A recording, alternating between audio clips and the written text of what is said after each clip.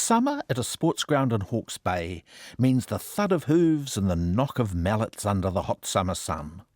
Polo is an action-packed sport which shows off the power and speed of the ponies and general courage of the riders, swinging their mallets mid-gallop. Maggie Tweedy made her way to the Wanstead Polo Club, 20 kilometres from Waipakoro, one Sunday afternoon.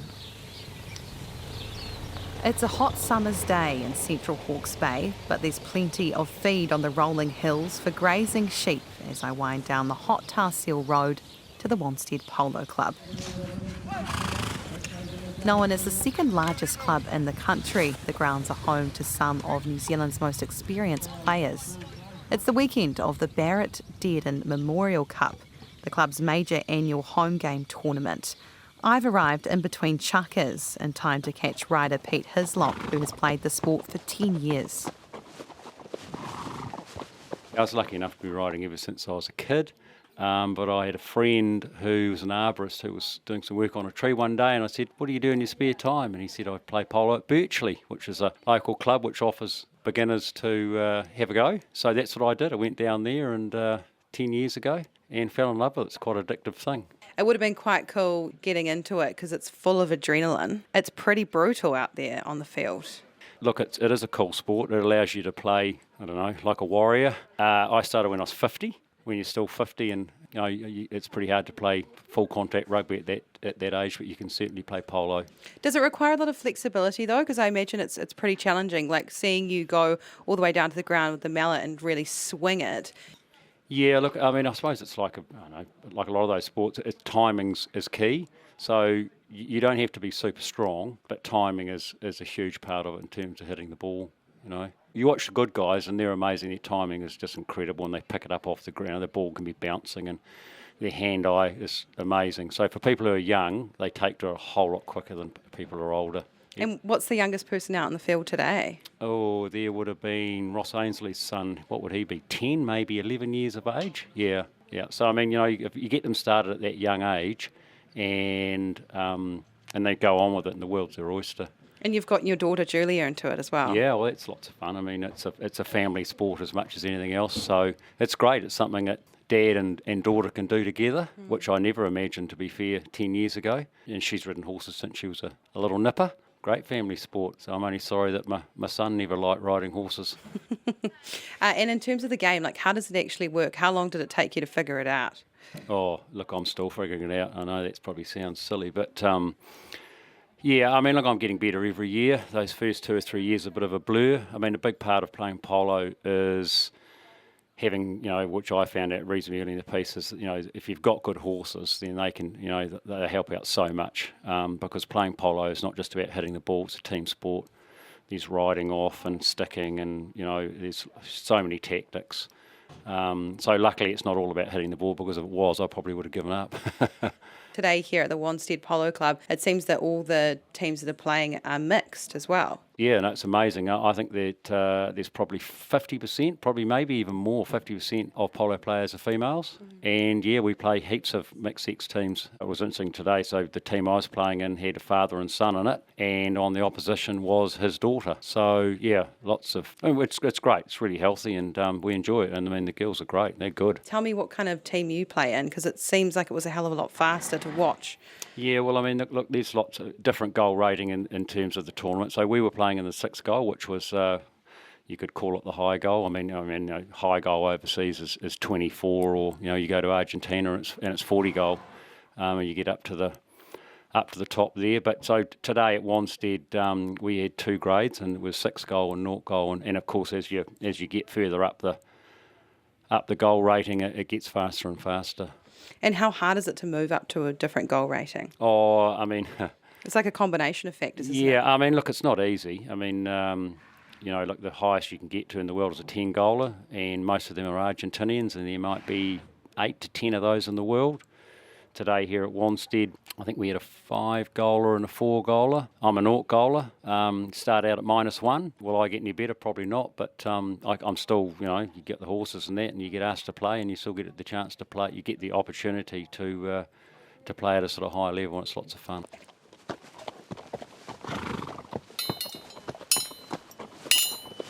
making sure that you get to that high level? Is it about the amount of horses that you have, how fit they are, how much you can practice? Is it down to resources? Oh, look, I mean both. I mean, in terms of my age, it's probably more about resources and talent. You know, it's a mixture of both. But horses are a huge part of it. You know, you can put a pretty handy player on so-so horses and they'll struggle a bit. But horses are a huge part of it. I park up underneath a gazebo that says Hawke's Bay Polo Club. Pete's wife Bridget Hislop has set it up on the sideline with her friend Maria Apatu. Underneath are camping chairs and chicken sandwiches that Bridget has generously made for all the spectators. Just as I'm about to sit down and watch, the players canter off the field to change ponies and regroup before the next chukker, the 7-minute period of play during the polo game. Maria tells me it's time for all those watching to rush out onto the field and stomp the divots. It's a bit of a tradition for polo spectators. Which is literally stomping the grass back down for the next game so the field is not so bumpy for the players. So we're literally putting our feet in the gaps in the field. Stomping down the grass. Is that for the horses or for the ball? Both. So if a horse was to sort of run over one of these and get their foot in a hole, it can easily be quite dangerous. You know, they can either slip over or trip over. Worst case scenario, break a leg, but you'd hope not. So you're literally just putting it back. It helps with the play, it helps with the ball running, and it helps for the horses. Horse safety is the main priority. And so you've done this how many times today? Between every game, but yesterday when it rained, we did it between every chukker. Amazing. Yeah. So we don't have to do it that much today because it's such a beautiful day. No, it'll be probably before this game and then they'll play and then we'll probably do it again before the last game. And how many people are out on the field today? Oh, I'd say we're looking at around 30, 40 people. Stomping the divots. Stomping the divots. So this is not only a thing in New Zealand, it's pretty No, far-field. It's part of the worldwide. culture. It is a cultural thing, and in England when you go, and you might go to Guards Polo, which is the Queen's by Windsor, you will do this. You'll have hundreds of people out here with their champagne flutes and their sun hats and their dresses, stomping divots. Go Ross! It's back to the sidelines for me amongst the other horses, which are tacked up under the shady trees, awaiting their turn at a chukker. Tacking them up is Woody, Parongaho local, horse trainer and polo player, Wirihana Kururangi. Yep. We have our own stallion and a handful of mares that we breed out of and keep getting foals out of them, and they get turned into polo horses. Or we just pick up a few off the track that are not, they're not going to cut the track. From the racetrack? From the racetrack, yes. Okay, so those would usually be thoroughbreds? Yes, they're all thoroughbreds, so we just take them from the track and school them up and train them up for polo. And how do you train them up for polo? What's the difference? Because they obviously have to have that speed. You got to have the speed, but you got to try and keep their head, because you can tend to cook a thoroughbred pretty quick. Their heads are, they're real energetic horses. They're fidgety, so it's just trying to calm them down and make them just settle down, really. And how long does it usually take to convert one from the racetrack to actually working as a polo pony or a horse? Take anywhere from about 4 months to a year or so, or could take a couple of years. It just depends on the horse, really. Every horse is different. So how many have you got at the moment that you're working on? We have 17 on the yard at the moment. They were working 8 young ones, and the rest are all good made playing horses. So who are you working with? I work with the kurus from Mopiongo Hills in Porangaho. So they've been a whānau here for many years, right? Yeah, many years. Yeah. Did you grow up here? No, I grew up on the east coast, up in Tokomaru Bay. Oh, so you might have been riding bareback as a kid. Yeah, that was it. Heaps of little kids hooning around bareback on Tokomaru Bay on the beach, right? Yep, that's how we grew up riding. So you kind of had that fearless element. Yeah. You were comfortable around horses? Yeah, comfortable around horses. Growing up with them from a young age, right from, I was probably riding horses before I could walk. Really? I don't doubt that. Tell me a little bit more about your love for horses and why you feel so comfortable around them. Oh, just been with them my whole life. Once you start learning how to understand them and stuff, they're amazing animals, They're intelligent, they do whatever you want them to do, and they'll put their life on the line for you out there and stuff like that. So they're loyal, eh? yeah, real loyal. And the Wanstead Polo Club, there are so many cars parked here today, Yes, heaps yeah. of trucks, whole lot of horses. It's clearly a really big part of the community. Wanstead Polo Club, it's been around here for years, and they've always had plenty of people come down and watch, and there's always plenty of people want to come out here and support it because it's just a fun tournament to be at. I guess there's like an idea that playing polo is a pretentious sport. Yeah, it is. Can be posh. It just depends where you are. It's not as posh in here in New Zealand. We just do it the same way as rugged, really. As any other sport. Yeah, just get into it, eh? As long as the horses are all good and sound and they're turned out all right. It's the main thing. Wirihana Kururangi and his younger cousin spent a season in England. It's a rite of passage for New Zealanders who fall in love with polo, like Julia Hislop, who's busy cleaning up the horse track. My dad got into it, and then I thought it looked fun, so I gave it a go, and here I am. It's pretty addictive. How long have you been doing it for? 2.5 years probably, and then before that, grooming for 5 years. But it's also exercising them during the week, tacking them up for the games, untacking them, hosing them, feeding them, just looking after them. A horse's caregiver. So you become really attached to them. Oh yeah. How many are you often looking after at one time as a groom? Well, we have 12 polo ponies, but we have a lovely groom, Ellie, and then myself, I help her, but she does pretty much 12 on her own a lot of the time, it is a full-time job. You did a lot of work overseas, didn't you? Yes, 2 years in the UK, grooming over there. And whereabouts did you work in the UK? Just out of London in Ascot, at Guards Polo Club. That's quite a posh place, isn't it? It is a very posh place compared to New Zealand polo. There's a difference. And how did you make that link to go to the UK and start working as a groom? I met a English groom who'd come over here for our summer season, and she knew someone over in the UK who needed a groom for the season coming up, and I had just finished uni and I thought that sounded like a bit of fun, so she hooked me up. Shall we go and have a look at the horses? Yes, let's. Okay. Okay. They look more pony in stature. Yeah, well they are. They're called polo ponies because they're smaller. So here we have Flick. She's one of mine. She's a good girl. I can see you smiling when you're talking about her. Yeah, I love her. She's special. I love them all. What makes her special on the field? Well, she's quite a big girl, so she's strong. In a straight line fast. Mm-hmm. Probably turning corners is maybe one of her weaker points, but that's okay. She's a galloper. Not everyone can be perfect. And how did you get her? Was she a retired racehorse? No, she is probably not your typical polo type for a polo pony. Most polo ponies are more like leaner. She's quite chunky, but it's good to be unconventional sometimes. She's from Gisborne, up the coast. She's a bit of a bush pony, which you don't find many of those in polo, so she's actually one of a kind. And that's why she's maybe your favourite. Well, she's probably not my favourite, but she's up there. Well, introduce me to your favourite then. Okay, my favourite, we're going to have to go around the corner. Okay. Here he is. His name is Chaos, and it's ironic because he's the most unchaotic horse in the world. I just love him. He's cool, calm and collected. He's so cool, calm and collected. He's like an absolute gentleman. He's absolutely He is- shining. He's a bay horse. Yeah. He's a bay horse. He's every groom's dream horse to look after. He doesn't muck around. He's not upsetting the other horses. He just goes about his business and he does it very well. Me and my dad both spend a lot of time fighting over who gets to ride him because he's pretty good. He's pretty special.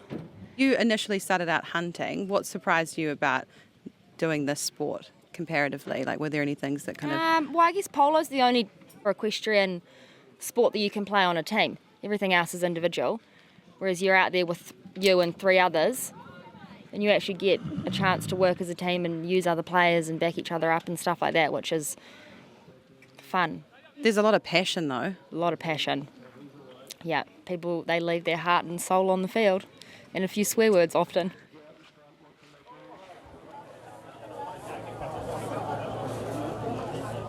Across the paddock is the Wanstead Polo Clubhouse, where spectators are packed into rows of seats, eagerly watching the match from the sidelines.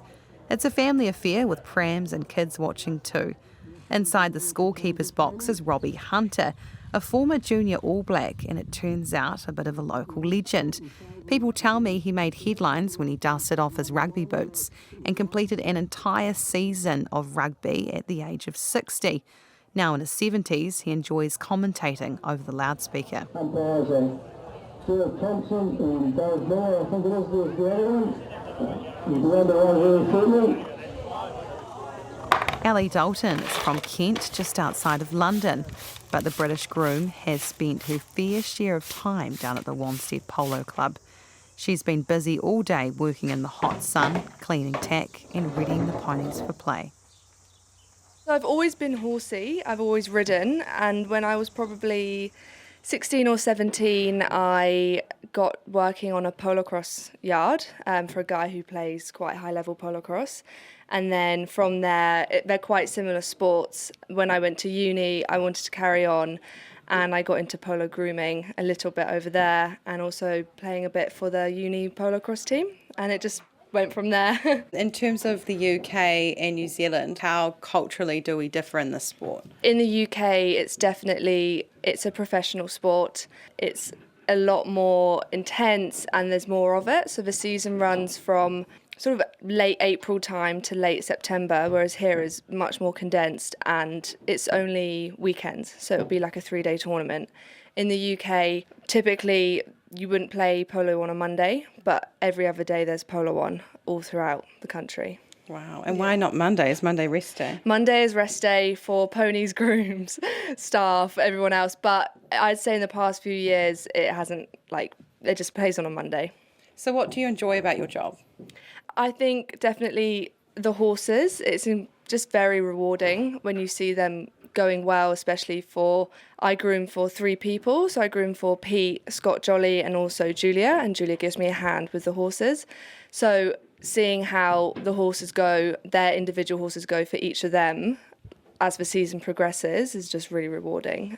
And when you spend so long getting them ready and, making them look perfect, and especially if they win a pony prize or if you win a groom prize, then I think the most important thing is seeing them coming back healthy, sound, happy, and yeah, that's all you can want. Because you work these horses really hard, don't you? Yeah. You're exercising them every day. Yes. In order for it to be safe out there on the track, because it's brutal. Mm-hmm. Yeah. And it's kind of, we put so much effort into exercising them and keeping them fit, and they'll only play, say, 1 chukker, most of them. So there's all that preparation, and they have to shine in 7.5 minutes, which a lot of them do. As a large mower smooths out the pitch in between chukkers, Andy Barrett tells me the immaculate 5-hectare paddock is actually grazed by sheep during the off-season. Andy and his wife own Lake Station, which has been home to Wanstead Polo Club since 1958. Andy is buzzing. I catch him at a busy time as he's trying to organise a half-time race, which he says has never been done before. He's calling it the race of the season between Woody and his pony, John Resmer in an old Mitsubishi Mirage, Joe Twigg in a Ford Escort, and Killian Ainsley on his e-cycle. The crowd of spectators hurry onto the pitch to watch the race, which Woody wins by a mile.